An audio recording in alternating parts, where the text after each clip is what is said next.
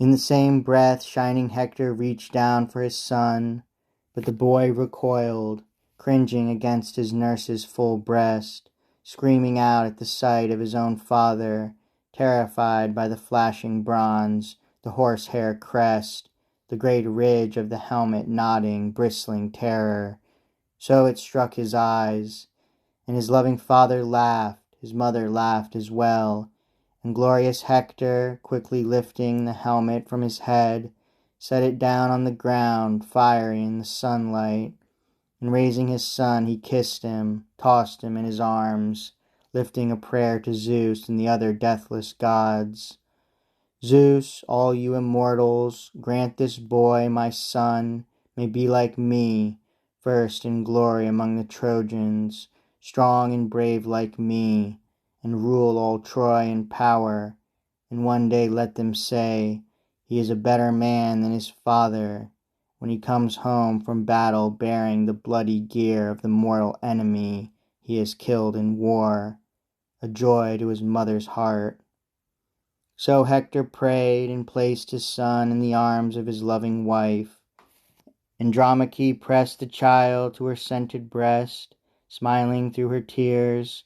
Her husband noticed, and filled with pity now, Hector stroked her gently, trying to reassure her, repeating her name. Andromache, dear one, why so desperate? Why so much grief for me? No man will hurl me down to death against my fate. And fate, no one alive has ever escaped it, neither brave man nor coward, I tell you. It's born with us the day that we are born. So please go home and tend to your own tasks, the distaff and the loom, and keep the women working hard as well. As for the fighting, men will see to that, all who were born in Troy, but I most of all. Hector, aflash in arms, took up his horsehair crested helmet once again, and his loving wife went home, turning, glancing back again and again, and weeping live, warm tears. She quickly reached the sturdy house of Hector, man-killing Hector, and found her women gathered there inside, and stirred them all to a high pitch of mourning. So in his house they raised the dirges for the dead, for Hector still alive. His people were so convinced that never again would he come home from battle, never escape the Argives' rage and bloody hands.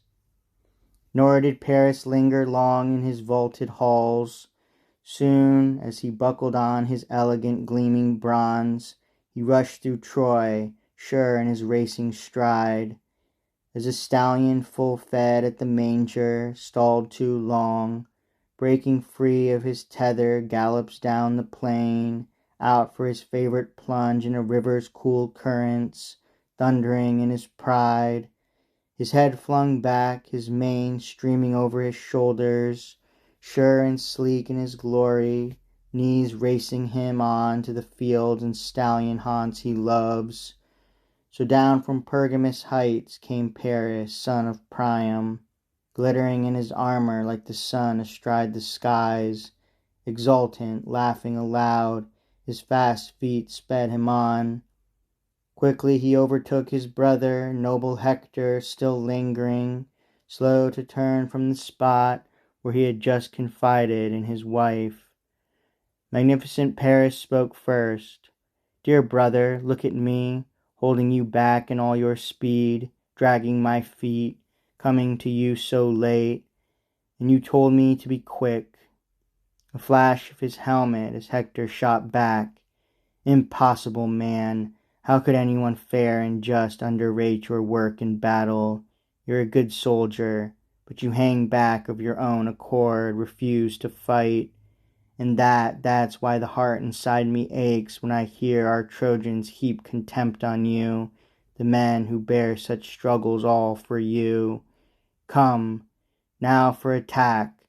We'll set all this to right some day, if Zeus will ever let us raise the wine bowl of freedom high in our halls, high to the gods of cloud and sky who live forever. once we drive these Argives geared for battle out of Troy.